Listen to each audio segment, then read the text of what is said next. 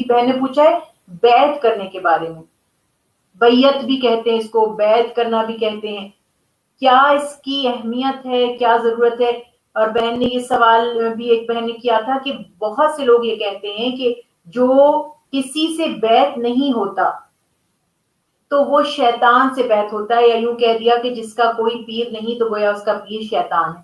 اب دیکھیے بیعت کی جو شرعی حیثیت ہے, نبی کریم صلی اللہ علیہ وآلہ وسلم کے زمانے میں بیعت کا معاملہ یہ تھا, یا بیعت کا یہ معاملہ تھا کہ جو لوگ دائرہ اسلام میں داخل ہوتے تھے, محمد مصطفیٰ صلی اللہ علیہ وآلہ وسلم کے دستے مبارک پر آ کر مرد حضرات باقاعدہ ہاتھ رکھ کر یہ اقرار کرتے تھے کہ ہم اللہ کو, یعنی اللہ کو وحدہ لا شریک مانتے ہیں اور آپ کو اللہ کا رسول مانتے ہیں. اور پھر چند امور پر بھی کبھی آپ صلی اللہ علیہ وسلم نے ان سے بیعت لی, وہ بھی جیسے سورہ ممتحنہ میں قرآن پاک کے حوالے سے بات کی گئی کہ کچھ خواتین جو مشرکہ تھیں, جب وہ ہجرت کر کے آئی نبی کریم صلی اللہ علیہ وسلم کے پاس اور انہوں نے یہ کہا کہ ہم مسلمان ہونا چاہتے ہیں یا اپنا دین ہم چھوڑ کر دار اسلام میں داخل ہونا چاہتے ہیں, تو اللہ سبحانہ و تعالیٰ نے حکم فرمایا کہ اے حبیب صلی اللہ علیہ وسلم آپ ان سے بیعت لے لیجئے. تو وہ امور پر, چند امور پر ان سے بیعت لی گئی. تو اس زمانے میں تو بیعت کا کانسیپٹ یہ تھا کہ اللہ کا رسول تسلیم کرنا محمد مصطفیٰ صلی اللہ علیہ وسلم کو, یعنی آپ کی رسالت کا اقرار کرنے کے لیے جیسا حلف لیا جاتا ہے یا اوتھ لی جاتی ہے. پھر اس کے بعد کیا ہوا کہ خلفائے راشدین جب کوئی خلیفہ امت بنتے تھے, امت مسلمہ میں جو بھی خلیفہ بنتے تھے, ان کی خلافت کا اعتراف کہ ہم آپ کو مسلمانوں کا خلیفہ مانتے ہیں, تو وہ ان کے ہاتھ پر آ کر بیعت کرتے تھے. مرد حضرات بیعت کرتے تھے, خواتین سے آپ صلی اللہ علیہ وسلم کا ہاتھ پر بیعت لینے کے کوئی مستند ریفرنسز نہیں ہے, ان کا اقرار ہی ان کی بیعت ہوا کرتا تھا. بہرحال یہ خلیفہ جو مسلمین تھے ان میں بھی بیعت کا ہی سلسلہ جاری تھا. تو یہ یہاں تک اینڈ ہو گیا. پھر جب خلافت ختم ہو گئی اور ملوکیت کا زمانہ شروع ہو گیا اور لوگ سم ہاؤ دین سے دور ہونے لگے اور عجیب و غریب دین کا حال بن گیا, تو جو امت کے درد مند علماء تھے, جو بزرگان دین تھے, انہوں نے یہ خیال کیا کہ کسی طرح سے لوگوں کے اندر دوبارہ سے دین سے محبت اور دین کا قرب پیدا کیا جائے, انہیں اللہ کے قریب کیا جائے. تو انہوں نے یہ سلسلہ شروع کیا کہ لوگ ان کی طرف آئیں, ان سے اٹیچ ہو جائیں, ان سے منسوب ہو جائیں, ان کی ان سے نسبت بنے, تاکہ وہ ان سے دینی رہنمائی حاصل کر سکیں اور دین کو سمجھ سکیں, اللہ سبحانہ و تعالیٰ کے احکامات کو سمجھ سکیں اور اللہ اور نبی کریم صلی اللہ علیہ وسلم کی تعلیمات سے قریب ہو جائیں. تو یہ بیسک ہسٹری اس کی تھی. اس سے کہیں پر یہ ثابت نہیں ہوتا کہ لازم و ملزوم ہے کہ کوئی آپ کا پیر یا راہبر ہونا چاہیے, اور اگر کوئی پیر نہیں ہوگا تو شیطان آپ کا پیر ہوگا. سب سے بڑے جو ہمارے راہبر ہیں, ہمارے مرشد ہیں, جو ہمارے پیر ہیں, وہ محمد مصطفیٰ صلی اللہ علیہ وآلہ وسلم ہیں. اب اہمیت اس کی کیا ہے؟ اس سے قطعی بالکل یہ کوئی غلط بات بھی نہیں ہے.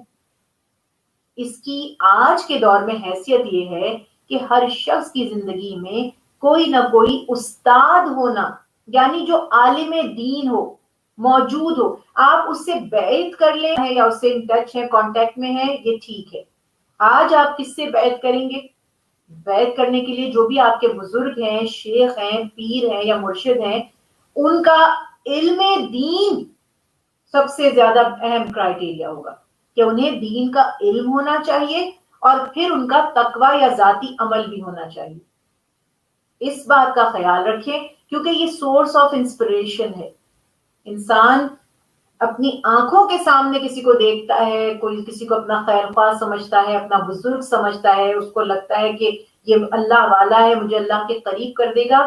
یہ بہت زیادہ ایک افیکٹو ہے عمل کرنے کے لیے. بہترین ہے کہ آپ کی لائف میں کوئی نہیں ہے سے بہتر ہے کہ کوئی ہو, مگر وہ کون ہوگا؟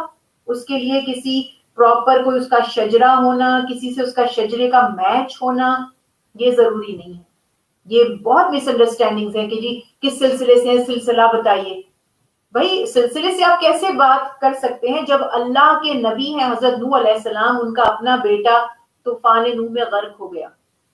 یہ چیز نسل در نسل ٹرانسفر تو نہیں ہو سکتی. اللہ کے کئی ولی ہیں جن کی اولادیں بے دین تھیں، کئی بے دین لوگوں کی اولادیں اللہ کا ولی بن گئی. تو یہ کرائٹیریا کوئی موروثی نہیں ہے، انہیرٹ نہیں کر سکتے ولایت کو لوگ. اس بات کو پلیز سمجھیے. اور جو بھی متقی ہیں، تقوی والے ہیں، علم والے ہیں، جن کی صحبت میں جب آپ بیٹھتے ہیں آپ کچھ سیکھتے ہیں، کچھ لے کر اٹھتے ہیں، کچھ دے کر نہیں اٹھتے.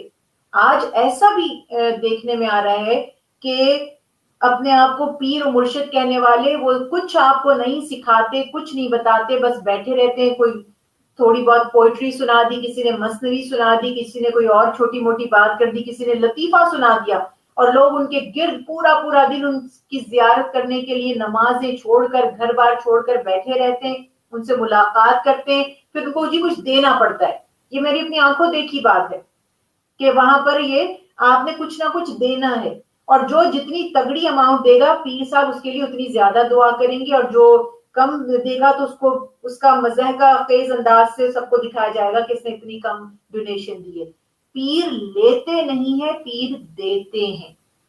یہ بات یاد رکھیے. ہاں کسی کاز کے لیے اگر آپ پیر صاحب کو دے رہے ہیں اور آپ دیکھتے ہیں کہ وہ مخلوق خدا کی خدمت کر رہے ہیں تو بہت اچھی بات ہے. اگر آپ انہیں امین بنا دیں اور وہ اللہ کی مخلوق کو اس سے فیض پہنچا رہے ہیں تو بہت اچھی بات ہے. اسی طرح جو ہمارے بزرگ ہیں فقہ حنفی کے اگر ہم ماننے والے دیکھتے ہیں، ان میں ایسی ایسی ہستیاں ہیں جنہوں نے یہ تک فتویٰ دیا کہ پیر صاحب جو ہیں یا مرشد جو ہیں وہ اپنے مرید کے گھر کی دعوت بھی قبول نہ کریں، اس کا کھانا بھی نہ کھائیں. اس میں ان کی جو لاجک تھی وہ بڑی خوبصورت ہے. مجھے وہ بات بہت ہی اچھی لگی، میں آپ سے اس لیے شیئر کر رہی ہوں کہ انہوں نے فرمایا کہ تم یعنی کہ پیر یا مرشد جو ہے وہ اس کے دسترخوان پہ نہ کھائے، کیونکہ اللہ جانے ابھی تمہارا مرید بنا ہے، یعنی ابھی وہ لرن کر رہا ہے، سیکھ رہا ہے. واللہ عالم اس کے جو اس کا جو رزق ہے وہ کتنا زیادہ حلال ہوگا، کتنا پیور ہوگا. بلکہ اس کے برعکس پیر صاحب مرشد صاحب اسے اپنے گھر کا کھانا کھلائیں، اس کی دعوت کریں تاکہ حلال لقمہ کھا کر اس پر اچھا اثر پڑے. یہ ہے دین کا کرائٹیریا. آج جب آپ خود جج کریں گے کہ کون سے پیر ہیں جو آپ کو دیتے ہیں اور کون سے پیر ہیں جو آپ سے لیتے ہیں، کیا دے رہے ہیں، کتنا فیض آپ کو مل رہا ہے، کیا آپ ان سے سیکھ رہے ہیں، اللہ سے آپ کو کتنا قریب کر رہے ہیں.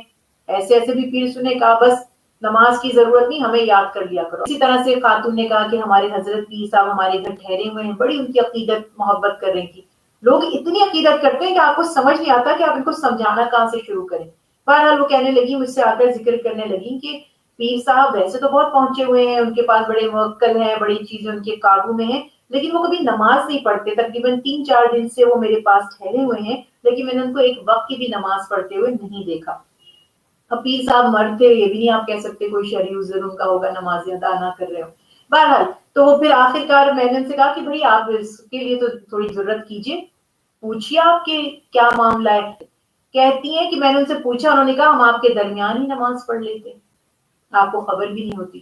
تو یہ باتیں تو کوئی جاہل شخص کوئی آپ بیوقوف بنا سکتے ہیں. تھوڑا سا بھی دین کا علم رکھنے والا سوچتا ہے کہ میرے نبی جو معراج سے ہو کر آ سکتے تھے، انہوں نے 5 وقت کی نماز پڑھی ویزیبل ہو کر، حاضر ہو کر. کبھی صحابہ کرام نے نہیں فرمایا کہ اللہ کے حبیب نے نماز ادا کی اور ہمیں نظر نہیں آئی، یا آپ نے فرمایا کہ میں نے نماز ادا کر لی تو مجھے دیکھ نہیں پائے. تو دین آپ کو ملتا ہے قرآن اور حدیث سے.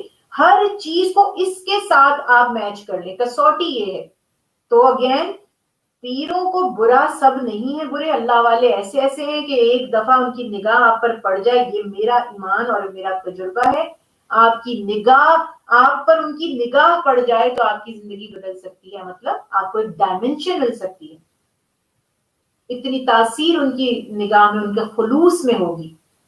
ان کے دل سے شاید آپ کے لیے دعائیں نکلیں گی کہ اللہ آپ کو ہدایت دے دے. جیسے پیارے حبیب حضرت محمد مصطفیٰ صلی اللہ علیہ وسلم دعا فرماتے اس بندے سے اسلام کی مدد فرما دیجیے اللہ. تو یہ باتیں ہوتی ہیں. انشاءاللہ اگر کوئی آپ کو ایسا شخص مل جائے تو نہ ملنے سے کوئی آپ کی لائف میں ایسا ہونا جو دین کا علم بھی رکھتا ہے، تقویٰ بھی رکھتا ہے، آپ سے مخلص بھی ہے، تو آپ لکی ہیں. آپ سے زیادہ کوئی خوش قسمت نہیں ہے. اس کے سوا بس اٹیچ ہو جاؤ پیر صاحب سے، نام رجسٹر کرا لو، بخشش ہو جائے گی. ایسا کوئی سلسلہ قرآن اور حدیث سے ثابت نہیں ہے. جب تک آپ پیر صاحب سے سیکھیں نہ، حاصل نہ کچھ کریں، اگر وہ آپ کی لائف میں چینج نہیں لا سکتے، اگر وہ آپ کو 5 وقتہ نمازی نہیں بنا سکتے، اگر وہ آپ کو حرام سے نہیں روک سکتے، تو پھر صرف ڈونیشنز ان کو دے دے کر اور وہ کہتے ہیں بس فکر نہ کرو، تو یہ وہی پاپ پریسٹ والی بات یاد کر لیجئے، کنفیس کر لیں اور پیسے دیتے جائیں، آپ کی بخشش ہو جائے گی۔ ایسا کانسیپٹ بہرحال اسلام میں کہیں نہیں ہے۔ اللہ ہم سب کو سمجھنے کی توفیق عطا فرمائے۔